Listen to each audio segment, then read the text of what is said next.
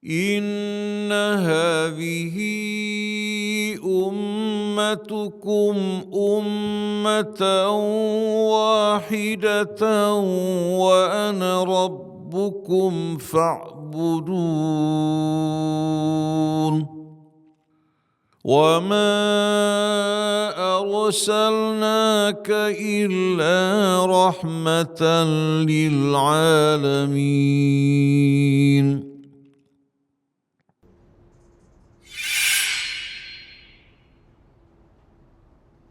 هذه النية كلها صالحة وإلى حضرة النبي محمد صلى الله عليه وسلم. الفاتحة. أعوذ بالله من الشيطان الرجيم. بسم الله الرحمن الرحيم.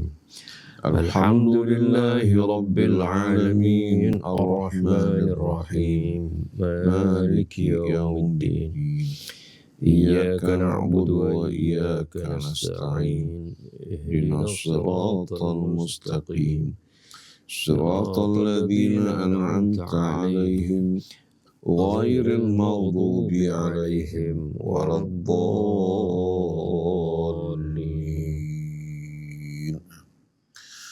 الحمد لله رب العالمين حمدا كثيرا طيبا مباركا فيه كما يحب ربنا ويرضى. اللهم صل على محمد وآل محمد. سبحانك لا علم لنا إلا ما علمتنا إنك أنت العليم الحكيم ولا حول ولا قوة إلا بالله العلي العظيم. اللهم آتنا من عندك رحمة وعلمنا من لدنك علما نافعا وانفعنا بما علمتنا. ربنا زدنا علما وألحقنا بالصالحين. السلام عليك يا رسول الله. السلام علينا وعلى عباد الله الصالحين. والسلام عليكم warahmatullahi wabarakatuh. Alhamdulillah wa syukurillah ikhwan akhwat yang dirahmati Allah. Pagi hari ini insya Allah kita akan memulai renungan kita bersama surah Al-Mulk sebagaimana yang telah kita bicarakan pada kajian terakhir dari surah Qaf. Semoga Allah Subhanahu wa Ta'ala membimbing kita untuk dapat merenungkan dan memahami rahasia-rahasia yang terkandung dalam suratul Mulk. Membantu kita untuk beramal sesuai dengan petunjuknya, mengagungkan kebesarannya, dan hidup dengan penuh kepatuhan, kekhusyuan di hadapan kebesaran dan keagungannya. Semoga Allah kumpulkan kita kelak bersama Nabi kita Muhammad sallallahu alaihi wasallam. A'udzu billahi minasy syaithanir rajim. Bismillahirrahmanirrahim. Tabarakalladzi biyadihil mulku wa huwa ala kulli syai'in qadir. Alladzi khalaqal mauta wal hayata liyabluwakum ayyukum ahsanu amala wa huwal azizul ghafur. Alladzi khalaqa sab'a samawatin tibaqa ما ترى في خلق الرحمن من تفاوت فارجع البصر هل ترى من فطور ثم ارجع البصر كرتين ينقلب إليك البصر خاسئا وهو حسير صدق الله العظيم. Sadaqallahul azim wa sadaqa rasuluhul karim wa nahnu ala dhalika minasyahid. Rabbana zidna ilman wa alhiqna bis-salihin. Bismillahirrahmanirrahim. Hadzal juz'u kulluhu minas suwaril makkiyah. Kama kana al-juz'u alladhi sabaqahu kulluhu minas suwaril madaniyah.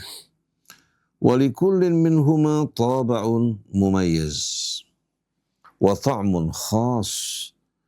وبعض مطالع السور في هذا الجزء من بواكير ما نزل من القرآن كمطلع سورة المدثر ومطلع سورة المزمل، كما أن فيه سورا يحتمل أن تكون قد نزلت بعد البعثة بحوالي 3 سنوات كسورة القلم، وبحوالي 10 سنوات كسورة الجن، التي يروى أنها نزلت في عودة رسول الله صلى الله عليه وآله وسلم من الطائف، حيث أوذي من ثقيف، ثم صرف الله إليه نفرا من الجن فاستمعوا إليه وهو يرتل القرآن، مما حكته سورة الجن في هذا الجزء.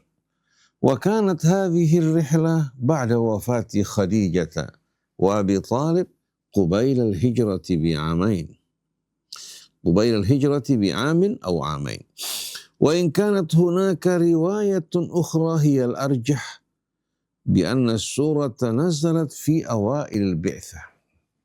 والقرآن المكي يعالج في الغالب إنشاء العقيدة في الله وفي الوحي وفي اليوم الآخر، وإنشاء التصور المنبثق من هذه العقيدة لهذا الوجود وعلاقته بخالقه، والتعريف بالخالق تعريفا يجعل الشعور به حيا في القلب، مؤثرا، موجها، موحيا بالمشاعر اللائقة بعبد يتجه إلى رب، وبالأدب الذي يلزمه العبد مع الرب، وبالقيم والموازين التي يزن بها المسلم الأشياء والأحداث والأشخاص. وقد رأينا نماذج من هذا في السور المكية السابقة، وسنرى نماذج منه في هذا الجزء. والقرآن المدني يعالج في الغالب تطبيق تلك العقيدة وذلك التصور وهذه الموازين في الحياة الواقعية، وحمل النفوس على الاطلاع بأمانة العقيدة والشريعة في معترك الحياة، والنهوض بتكاليفها في عالم الضمير وعالم الظاهر سواء. وقد رأينا نماذج من هذا في السور المدنية السابقة، ومنها سور الجن ومنها سور الجزء الماضي،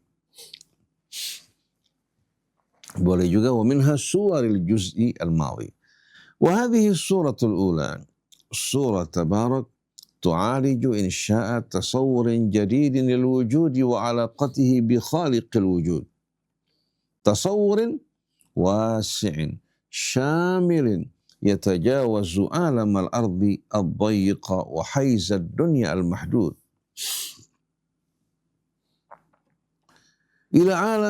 إلى عوالم في السماوات، وإلى حياة في الآخرة، وإلى خلائق أخرى غير الإنسان في عالم الأرض كالجن والطير، وفي العالم الآخر كجهنم وخزانتها، وإلى عوالم في الغيب غير عالم الظاهر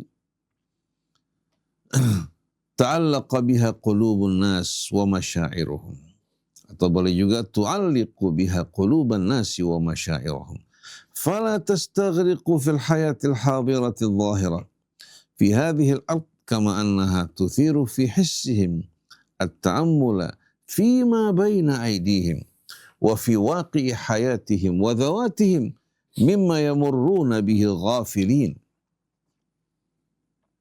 وهي تهز في النفوس جميع الصور والانطباعات والرواسب الجامدة الهامدة المتخلفة من تصور الجاهلية وركودها، وتفتح المنافذ هنا وهناك، وتفتح المنافذ هنا وهناك، وتنفض الغبار، وتطلق الحواس والعقل والبصيرة، ترتاد آفاق الكون وأغوار النفس وطباق الجو ومسارب الماء وخفايا الغيوب، فترى هناك يد الله المبدعة، وتحس حركة الوجود المنبعثة من قدرة الله، وتؤوب من الرحلة وقد شعرت أن الأمر أكبر وأن المجال أوسع وتحولت من الأرض على سعتها إلى السماء ومن الظواهر إلى الحقائق ومن الجمود إلى الحركة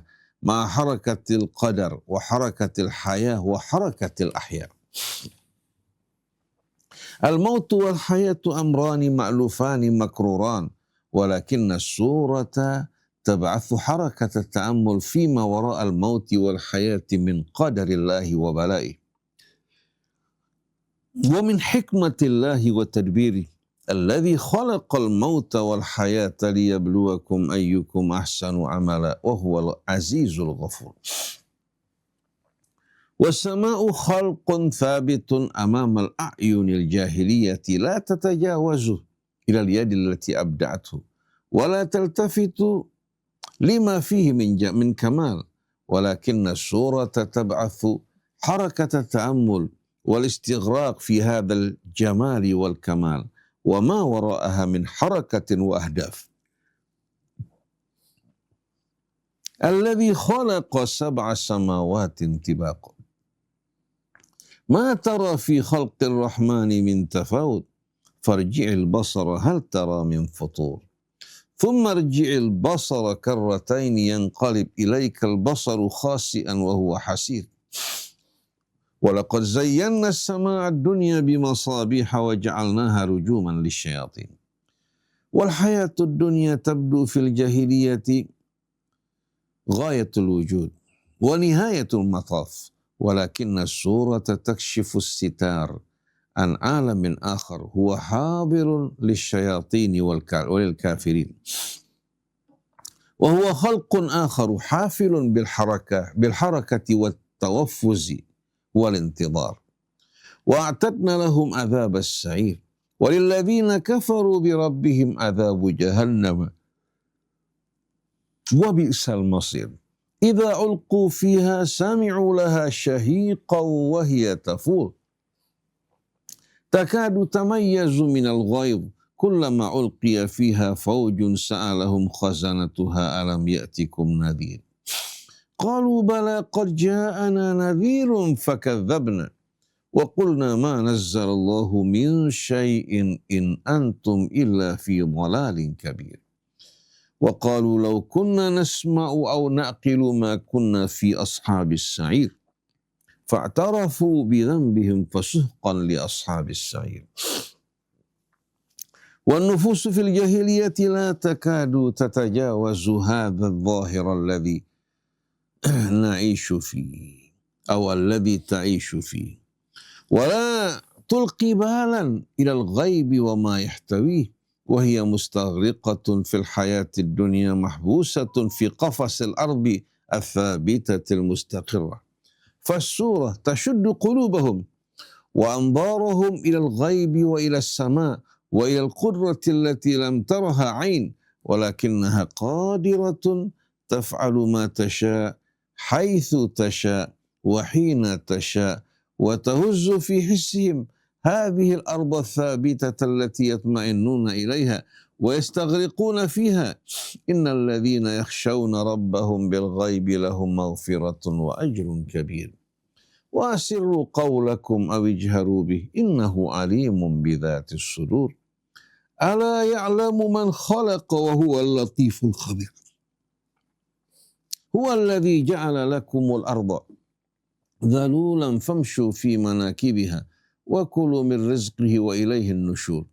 أأمنتم من في السماء أن يخسف بكم الأرض فإذا هي تمور أم أمنتم من في السماء أن يرسل عليكم حاصبا فستعلمون كيف نذير. والطير إنه خلق يرونه كثيرا ولا يتدبرون معجزته إلا قليلا، ولكن السورة تمسك بأبصارهم وبقلوبهم لتتدبر وترى قدرة الله الذي صور وقدر. أولم يروا إلى الطير فوقهم صافات ويقبضن ما يمسكهن إلا الرحمن إنه بكل شيء بصير. وهم آمنون في دارهم مطمئنون إلى مكانهم طمأنينة الغافل عن قدرة الله وقدره، ولكن السورة تهزهم من هذا السبات النفسي بعد أن هزت الأرض من تحتهم وأثارت الجو من حولهم وتهزهم على قهر الله وجبروته الذي لا يحسبون حسابه. أمن هذا الذي هو جند لكم ينصركم من دون الرحمن إن الكافرون إلا في غرور. والرزق الذي تناله أيديهم إنه في حسهم قريب الأسباب وهي بينهم تنافس وغلاب، ولكن السورة تمد أبصارهم بعيدا هنالك في السماء ووراء الأسباب المعلومة لهم كما يظنون.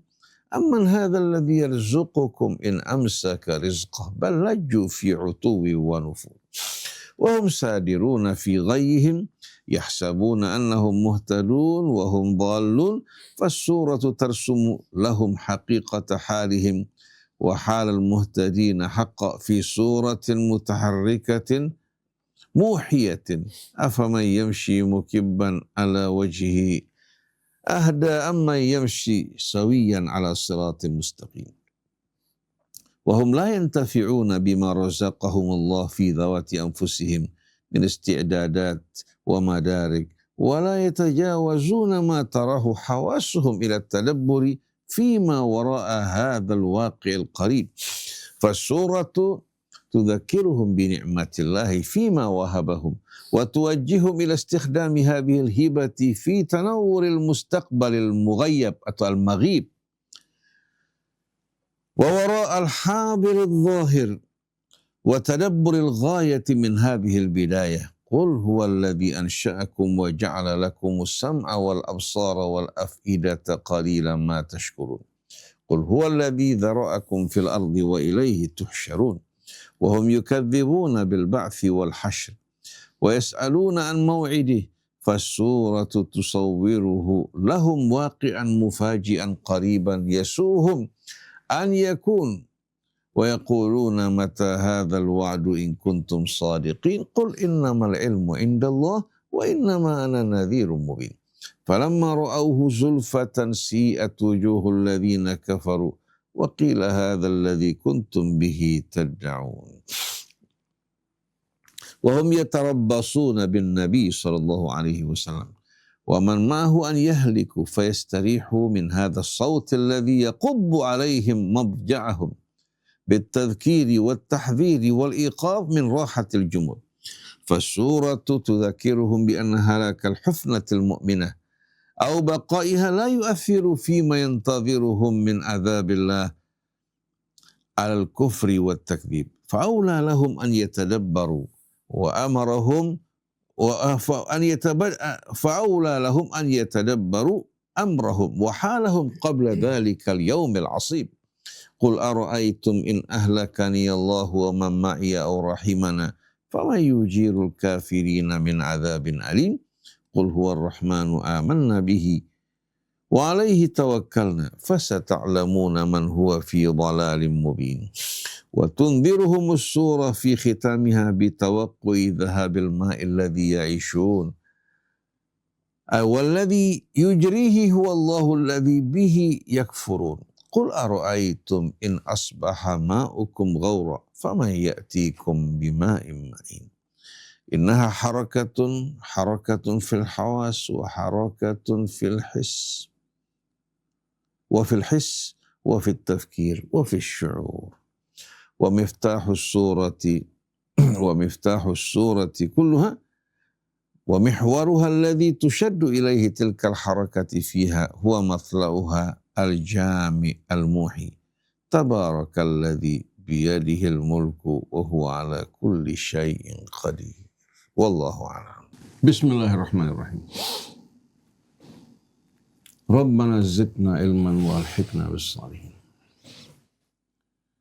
Surat Al-Mulk ini atau surat Tabarak merupakan surah yang menerangkan kepada kita karakteristik dari ajaran Islam yang mengajak kita untuk merenung, berpikir, meneliti, mencari kebenaran, kemudian mengajak kita untuk bangkit, keluar dari kebodohan, kebekuan, kegelapan, menjadi manusia yang betul-betul dapat menyatu dengan alam semesta. Dengan penuh keindahan, manusia bertasbih kepada Allah Subhanahu wa Ta'ala bersama seluruh alam semesta. Menyaksikan ayat-ayat Allah, kemana mata mereka memandang, kemana mereka pergi, di daratan, di lautan, di udara. Begitu pula di alam semesta yang begitu luas. Semuanya merupakan limpahan rahmat dan keberkahan dari Allah Subhanahu wa Ta'ala. Sebagaimana yang Said Qutb katakan bahwa kata kunci dari surah ini adalah firman Allah Subhanahu wa Ta'ala, Tabarakalladzi biyadihil mulku wa huwa ala kulli syai'in qadir. Cuma sungguh sayang terjemahan dari ayat ini di berbagai macam referensi terjemahan kita temukan, di antaranya Maha Suci Allah yang di tangannya segala kerajaan dan Dia Maha Kuasa atas segala sesuatu. Jadi tabaraka di sini diartikan Maha Suci. Padahal kita tahu bahwa kata tabaraka diambil dari kata ba, ro, kaf, yang menunjukkan kebaikan yang melimpah dan tak berhenti. Al-Birkah merupakan kolam di mana penuh dengan air. Kata barokah atau barokatin naqah, kalau seandainya onta ya sedang ya duduk ya mendekam, itu namanya barakah, menggambarkan dia menetap. Jadi kata barakah di sini tidak secara khusus menunjukkan kesucian Allah Subhanahu wa Ta'ala, tapi menerangkan kepada kita bagaimana keberkahan yang tak pernah henti, yang melimpah di seluruh alam semesta. Bukan hanya terbatas pada alam manusia. Seolah-olah kita beranggapan dunia ini hanya dihuni oleh kita. Seolah-olah alam semesta hanya melayani kita semua, padahal bumi merupakan tempat yang kecil. Hanya merupakan satu planet yang kecil di antara planet yang mengitari bintang kita atau matahari kita, yang merupakan salah satu bintang di antara sekian miliar bintang yang berada pada galaksi kita. Padahal galaksi kita bukan hanya satu-satunya. Terdapat bertriliun-triliun galaksi, alam yang begitu luas. Lalu Allah terangkan bahwasannya orang yang beriman yang lulus ujian di hari akhir akan ditempatkan di surga yang luasnya bagikan luas langit dan bumi. Ini merupakan keadaan yang tak terbayang dalam benak kita. Dalam penjara yang sempit kita berpindah menuju alam dan kehidupan yang betul-betul luas tak terbayangkan. Nah, kata tabaraka dalam bahasa Arab merupakan kata kerja yang bersifat jamid. Yang bersifat jamid. Karena fi'il mudhari dari kata ini ya, yang menunjukkan makna berbeda dengan makna dari kata tabaraka. Jadi kalau fi'il mudhari dari kata ini ya tabarak, artinya berbeda. Nah, tabarak bik, artinya kami di sini menerima keberkahan dengan kehadiran kamu. Nah, tabarak bil Quran. Sedangkan kata tabaraka di sini fi'lun jamid, sama dengan subhana. Nah, kata ini menunjukkan arti khusus, yaitu rahmat keberkahan Allah Subhanahu wa Ta'ala yang senantiasa melimpah, tak henti-hentinya. Alladzi biyadihil muluk, yang di tangannya seluruh kerajaan, seluruh kekuasaan. Bukan hanya sebatas kekuasaan ya, di bumi ini ya, yang sempit dan kecil, tapi di seluruh alam semesta dan isinya. Wa huwa ala kulli syai'in qadir, dan Dia Maha Kuasa atas segala sesuatu. segala-galanya di tangannya, di bawah kekuasaannya, dia maha kuasa atas segala sesuatu, rahmat keberkahannya terus melimpah tak pernah berhenti. Lalu renungkan bagaimana keadaan seorang hamba yang betul-betul berserah diri kepadanya. Yang hatinya penuh dengan rasa yakin bahwa segala sesuatu dalam genggaman Allah. Yang menguasai seluruh kerajaan dan dia maha kuasa atas segala sesuatu. Maka akan memancar di hatinya rasa tenteram, rasa aman, rasa yakin yang tak terhingga. Ini merupakan kata kunci atau ayat kunci dari suratul Mulk.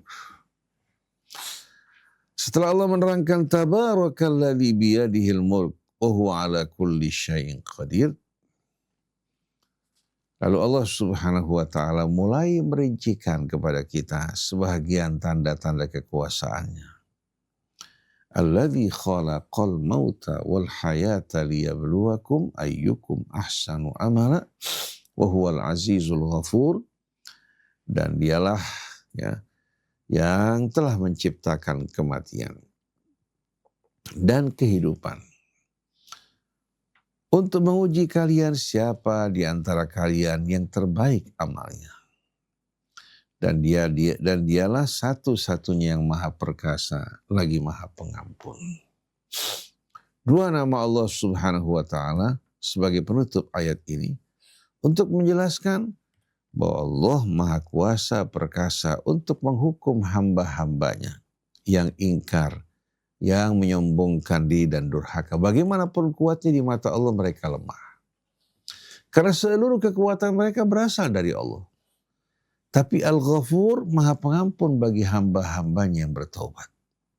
Sebagaimana firman Allah, Nabi ibadi anni anal ghafurur rahim wa anna adzabi huwal adzabul alim. Sampaikan kabar kepada hamba-hambaku, bagaimanapun dosa mereka, bagaimanapun besarnya, bahwa sesungguhnya aku maha pengampun lagi maha penyayang bagi mereka yang mau bertobat. Tapi bagi mereka yang ingkar, wa anna adzabi huwal adzabul alim, bahwa azabku merupakan azab yang maha pedih. Jadi salah satu tanda kekuasaan Allah, dia mencipta. Di antara yang diciptakan kematian dan kehidupan. Keberadaan dari seluruh alam semesta, termasuk kita semua. Dari ketiadaan hingga ada. Dari mati menuju kehidupan, semua merupakan apa? Karya kebesaran dan keagungan Allah Subhanahu wa ta'ala. Firman Allah, liyabluwakum ayyukum ahsanu amala. Bagi sebahagian orang yang berpikir dangkal beranggapan bahwa Allah mengetahui amal manusia setelah Allah menguji mereka. Padahal ilmu Allah Subhanahu wa ta'ala ilmu yang mendahului waktu, mendahului ruang yang tidak dibatasi oleh dimensi-dimensi ini. Tapi Allah Subhanahu wa ta'ala tidak pernah menghukum hambanya hanya dengan ilmunya. Karena manusia pasti akan protes. Apa dasarnya engkau menghukum kami ya Allah? Tapi berdasarkan fakta yang ditunjukkan, yang ditampilkan oleh para pelaku, maka Allah Subhanahu wa ta'ala memutuskan hukumnya dengan penuh keadilan. Bahkan bukan hanya dengan penuh keadilan. Allah memberikan pintu rahmat yang tak terbesar, toleransi yang tak terhingga bagi mereka-mereka yang bertaubat, yang kembali kepada Allah Subhanahu wa ta'ala. Allah mempertimbangkan semua ini hingga mereka yang dihukum, dijerumuskan ke dalam api neraka, benar-benar orang-orang yang sudah amat-amat melampaui batas.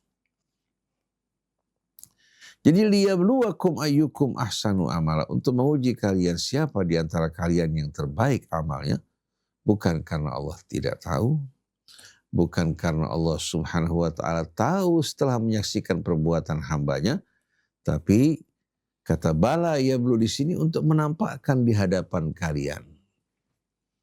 Bukan di hadapan Allah, di hadapan kalian. Ayyukum ahsanu amala. Siapa di antara kalian yang terbaik amalnya? Penutup ayat ini kalau kita perhatikannya, menjelaskan kepada kita yang memiliki nilai di sisi Allah ini bukan yang baik ucapannya semata-mata, tapi yang terbaik amalnya. Ini yang menjadi betul-betul tolak ukur dan standar selamatnya manusia di sisi Allah, nilainya maupun kedudukannya. Demikian pula kebalikannya yang menyebabkan manusia menjerumuskan diri mereka ke dalam api neraka karena kejahatan dan keburukan amal mereka sepanjang hidup mereka, dan mereka tak bertaubat memperbaiki diri mereka. Oleh karena itu, memperjuangkan kebenaran, keadilan, hak-hak manusia bukan hanya terbatas orang yang beriman, bahkan orang-orang di luar Islam. Kita wajib memperlakukan mereka dengan adil selagi mereka tidak memerangi kita atau bekerja sama dengan orang-orang yang memerangi kita. Islam mengajarkan para pemeluknya untuk berakhlak mulia, untuk berkata baik, berbuat kebaikan, berlomba-lomba untuk meraih ampunan Allah Subhanahu wa Ta'ala melalui amal dan perbuatan mereka. Tapi sungguh sayang, ketika sampai pada ayyukum ahsanu amala, kita perhatikan dalam sebahagian tafsir mengatakan ayyukum ahsanu amala itu menurut mereka aswabukum amal wa ab'adukum anil bid'ah. Jadi yang paling benar amal kalian dan paling jauh dari bid'ah. Jadi digiring ahsanu amal ini kepada apa? Kepada hal-hal yang bersifat ritualistik. Jadi kalau seorang katakan sholat, lalu melakukan bid'ah menurut sebahagian kalangan mereka, maka amal perbuatannya rusak.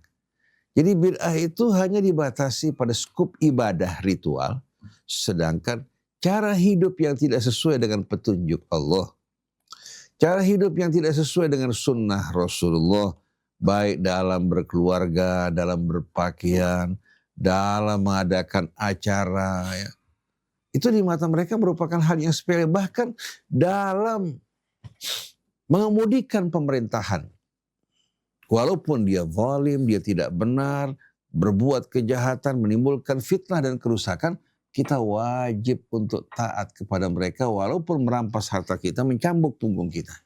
Di mata mereka ini bukan merupakan bid'ah. Padahal jelas-jelasan Allah memerintahkan kita menegakkan keadilan. Allah memerintahkan kita untuk memperlakukan manusia dengan perlakuan yang baik. Ini merupakan sunnah. Lawan dari ini bid'ah. Begitu juga menutup aurat kita secara sempurna, tidak menampakkan lekuk tubuh kita, menjaga pandangan mata kita, memperlakukan keluarga kita dengan baik dan mulia, bersikap jujur, amanat, adil, ini merupakan sunnah.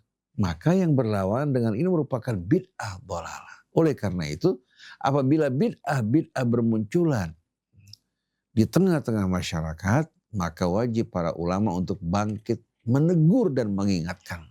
Yang dimaksudkan bid'ah di sini bukan perbedaan pendapat, hasil interpretasi manusia. Lalu mereka menjadikan interpretasinya sebagai standar sunnah, yang berbeda dengan interpretasinya mereka anggap sebagai bid'ah dhalalah. Silakan baca buku tafsir. Kita akan lihat bagaimana ayyukum ahsanu amala ay aswabukum amala wa ab'adukum anil bid'ah. Ada yang lebih baik lagi, aswabukum amala wa akhlasukum lillah. Yang benar amal kalian dan yang paling ikhlas kepada Allah Subhanahu wa Ta'ala. Nah, kalau kita fahami ayat ini, ayyukum ahsanu amala, kata hasan itu menunjukkan kata yang amat indah. Bukan hanya menunjukkan orang yang berbuat baik, tapi yang terbaik amalnya. Dengan sendirinya untuk mengetahui amal seseorang terbaik, dengan sendirinya tolak ukurnya adalah petunjuk Allah Subhanahu wa Ta'ala dalam kitabnya. Agar tidak masing-masing mengklaim merupakan amal yang terbaik, kita ukur kembalikan kepada kitab suci Allah, kembali kepada sunnah-sunnah Nabi kita Muhammad SAW. Lalu pintu taubat terbuka bagi kita. Harapan begitu indah bagi orang-orang yang mau memperbaiki kesalahan mereka. Wa huwal azizul ghafur. Dua nama ini, Al-Aziz, bagi orang yang beriman merupakan benteng perlindungan bagi mereka. Karena Tuhan yang maha perkasa, ya'lu wa la yu'la alaih. Tapi bagi orang-orang yang kafir dan zalim merupakan ancaman bagi mereka. Sedangkan Al-Ghafur, kesempatan yang terbuka selagi kita masih dalam keadaan hidup untuk bertaubat kembali kepada Allah. Qul ya ibadiyalladzina asrafu ala anfusihim la taqnatu min rahmatillah. Innallaha yaghfiru dzunuba jami'a innahu huwal ghafurur rahim. Pada ayat ini Allah Subhanahu wa taala menyebutkan kematian lebih dulu daripada kehidupan. Kalau kita kembali kepada Al-Qur'an, Allah berfirman, "Kaifa takfuruna billah wa kuntum amwata fa ahyaakum tsumma yumitukum tsumma yuhyikum tsumma ilaihi turja'un." Dalam surat Ghafir, ketika orang dikumpulkan di hari kemudian nanti, mereka yang lupa kepada Allah mengatakan, qalu rabbana amattana snataini wa ahyaitana snataini fa'tarafna bidhunubina fahal ila khurujin min sabil. Wahai Tuhan kami, Engkau telah mematikan kami sebanyak 2 kali, menghidupkan kami sebanyak 2 kali, sekarang kami mengakui semua dosa kesalahan kami. Apakah ada harapan untuk keluar dari api neraka? Di sini hadirin sekalian ya, kalau kita lihat dari uraian Al-Quran, ya, sebelum kita hidup di dunia ini, kita dalam keadaan mati. Kemudian Allah berikan kita kehidupan. Kehidupan yang layak bagi khalifah Allah di atas muka bumi. Bukan kehidupan seperti tumbuh-tumbuhan atau hewan, tapi kehidupan betul-betul yang amat unik dengan perannya sebagai khalifah, di mana Allah menyerahkan bumi ini kepada manusia agar mereka memakmurkannya dan memerintahnya dengan keadilan sebagaimana yang Allah terangkan dalam kitab suci. Kemudian Allah Subhanahu wa taala menghidupkan kembali. Kehidupan yang kedua, kehidupan yang bersifat pertanggungjawaban. Maka di sana setiap orang akan mempertanggungjawabkan amal mereka masing-masing dan akan menerima balasan yang penuh dengan keadilan. Allah tidak pernah berbuat aniaya kepada hambanya. Tapi ada sebahagian ahli tafsir mengatakan Allah mendahulukan kematian di sini sebelum kehidupan, karena kehidupan dunia berakhir dengan kematian. Tapi kelihatannya pemahaman yang pertama tadi lebih tepat sesuai dengan ayat-ayat Al-Quran yang menjelaskan sebelum kita hidup, kita dalam keadaan mati tidak menyadari sesuatu. Allah menganugerahkan kehidupan, setelah itu Allah mewafatkan kita kembali sambil menantikan kehidupan berikutnya di mana kita akan mempertanggungjawabkan amal kita. Nah, tadi Sayyid Qutb rahimahullah menerangkan kepada kita bahwa orang-orang yang tak beriman atau kaum muslimin yang lengah, yang sadar, mereka memandang bahwa kehidupan dunia ini merupakan tujuan dan terminal akhir. Merupakan hadafuhum fil haya wa nihayatu al-mataf. Merupakan tujuan dan terminal akhir bagi mereka. Mereka tidak menyadari bahwa sebetulnya mereka hidup di dunia dalam kurungan, dalam penjara yang sempit. Nah, disinilah hadirin sekalian, kalau kita ingin memahami hadis yang terdapat dalam Sahih Muslim, ad-dunya sijnul mu'min wa jannatul kafir. Dunia penjara bagi orang yang beriman, surga bagi orang kafir. Karena orang yang beriman bagaimanapun senangnya dalam kehidupan dunia, bagaimanapun kayanya, katakan seperti Sulaiman dengan kekuasaannya yang melintasi batasan-batasan yang kita fahami. Bukan hanya berkuasa di alam manusia, tapi di alam jin, bahkan di alam hewan. Dia mampu untuk memahami bahasa mereka. Penjara bagi kehidupan dunia bagi Sulaiman merupakan penjara dibandingkan dengan surga, ya, yang luasnya bagaikan luas langit dan bumi. Kenikmatan kebahagiaannya pun tiada tara. Oleh karena itu Sulaiman alaihi salatu wassalam merupakan hamba yang awab, yang selalu kembali pada Allah. Wa wahabna li Dawud Sulaiman innahu awab. Kami anugerahkan bagi Daud seorang anak yang bernama Sulaiman, dan dia seorang hamba yang awab. Awab bersama dengan tawab, orang yang selalu kembali kepada Allah, selalu mengawasi dirinya di saat dia bersalah, dia segala kembali kepada Allah. Nah, di antara contoh bagaimana Sulaiman sebagai seorang hamba yang awab, idh urida alaihi bil ashiyyi safinatul jihad qala inni ahbabtu hubbal khairi an dzikri rabbi hatta tawarat bil hijab. Qala rudduha alayya fatafiqa mashan bis-suqi wal a'nam. Digambarkan oleh Allah Ta'ala bagaimana Sulaiman ketika di satu sore menyaksikan pemandangan yang amat indah. Kuda-kuda, ya, yang berpacu. Bagi penguasa-penguasa yang memiliki kekuasaan dan pasukan yang luas, yang besar, kuda itu merupakan kendaraan istimewa dan menunjukkan kekuatan satu negara. Ketika kuda-kuda dipamerkan berjalan di hadapannya, hingga lenyap dari pandangan matanya, dia menyadari bahwa dia memandang keindahan tersebut, lupa untuk menyebut nama Allah. Inni ahbabtu hubbal khairi. Aku mencintai satu kebaikan, tapi an dzikri Rabbi. Aku lupa untuk menyebutkan nikmat Tuhanku ini. Begitu dia sadar, langsung dia perintahkan kuda-kuda tersebut untuk kembali berlalu di hadapannya. Dan di sana dia menyebut nama Allah sambil dia mengusap kuda pada punggungnya maupun kakinya. Bukan seperti anggapan Israiliyat yang mengatakan Sulaiman karena dibuat lupa oleh kuda tersebut langsung dipotong, dicincang dan dipotong kakinya. Ini merupakan cerita Israiliyat. Yang salah Nabi Sulaiman bukan kudanya, yang salah kenapa kuda harus menjadi korban. Apalagi kuda itu merupakan kendaraan untuk berperang yang amat bermakna. Jadi bagaimana begitu dia lupa, lengah, langsung dia ingat, dia bertobat kembali pada Allah Ta'ala. Nah itu yang seharusnya kita lakukan dalam seluruh aktivitas kita, nikmat yang kita nikmati, cobaan yang kita hadapi. Hendaknya selalu kita ingat Allah Subhanahu wa Ta'ala. Fadhkuruni adhkurkum washkuruli wa la takfur. Jadi Sulaiman di tengah kerajaannya, dia tidak menganggap kerajaannya merupakan surga baginya, tapi merupakan penjara. Sedangkan yang didambakan adalah apa yang Allah janjikan di hari akhir nanti. Jadi alladzi khalaqal mauta wal hayah liyabluwakum ayyukum ahsanu amala. Ini tujuan penciptaan kita, tujuan juga penciptaan kehidupan di langit maupun di bumi kita ini. Wa huwal azizul ghafur. Setelah itu alladzi khalaqa sab'a samawatin tibaqa. Dialah yang telah menciptakan 7 langit yang bersusun. Nah, 7 langit di sini, apakah ini menjelaskan batasan langit sebanyak 7 lapis? Apakah ini menunjukkan langit yang luas, yang bertingkat-tingkat, yang tak terjangkau oleh kemampuan dan ilmu kita?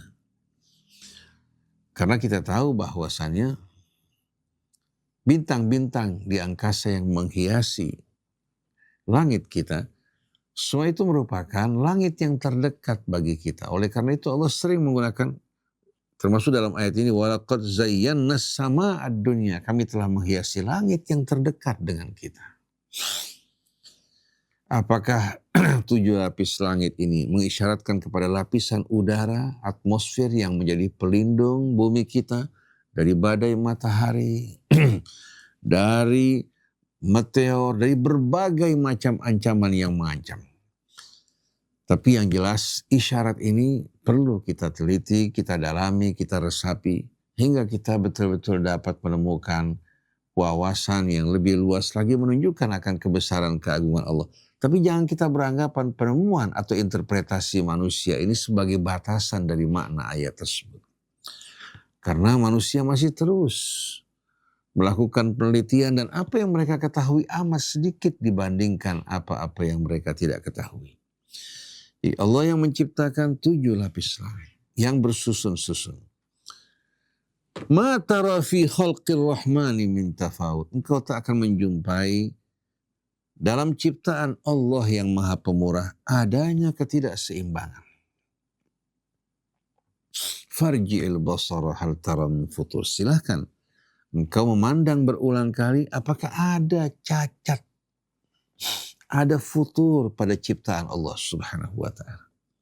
Ini bukan hanya ciptaan yang di langit, bahkan perhatikan coba makhluk-makhluk Allah yang terdapat di bumi. Yang Allah ciptakan dengan begitu sempurna dan indah. Mungkin sebagian orang mengatakan bagaimana diciptakan dalam keadaan cacat, yang tak bermata atau yang sumbing, atau katakan yang tidak sempurna ciptaannya. Jangan kembalikan pada Allah. Semua ini kerusakan terjadi akibat ulah perbuatan manusia. Karena kita saksikan secara umum manusia tercipta dalam keadaan yang sempurna dengan ukuran, baik itu waktu, baik itu tahapan, semua berjalan dengan sempurna hingga manusia dapat memperhitungkan saat kelahiran. Tapi ada sebahagian manusia pada saat mengandung, mengkonsumsi makanan-makanan, obat-obatan yang berbahaya buat kandungan. Atau laki-laki tidak menjaga kebersihan dirinya bergaul dengan bebas ketika dia menggauli istrinya sambil membawa penyakit menimbulkan kerusakan pada anak dalam kandungannya. Atau wanita yang tidak menjaga kesuciannya. Semua ini bukan kembali pada Allah. Al khairu minallah wa syarru laisa ilaih. Ma asabaka min hasanatin fa minallah wa ma asabaka min sayyi'atin fa min nafsik. Begitu juga terjadinya longsor, terjadinya polusi. Ini bukan kembali pada Allah. Allah ciptakan alam dengan penuh keseimbangan. Terjadinya polusi tangan-tangan manusia. Terjadinya juga longsor, terjadi bencana yang bermacam-macam dan kerusakan. Semua akibat ulah perbuatan manusia sebagaimana penegasan Allah dhaharal fasadu fil barri wal bahri bima kasabat aydin nas. Bermunculan kerusakan di daratan maupun di lautan, semua ulah perbuatan tangan manusia. Munculnya COVID, munculnya juga HIV, kanker, sifilis, herpes. Pertama kali diciptakan manusia, semua ini tidak ada. Tapi bermunculan kerusakan karena ulah perbuatan manusia. Jadi hal tara fi khalqir rahmani min tafawut. Ada tidak kamu menjumpai dalam ciptaan Allah adanya tafawut? Keseimbangan ini merupakan karakteristik ciri dari ciptaan Allah. Farji'il basara hal tara min futur. Silahkan pandang berulang kali. Di sini Allah menantang kita untuk meneliti ciptaannya. Malah semakin dalam kita meneliti, semakin menemukan keajaiban yang amat menakjubkan.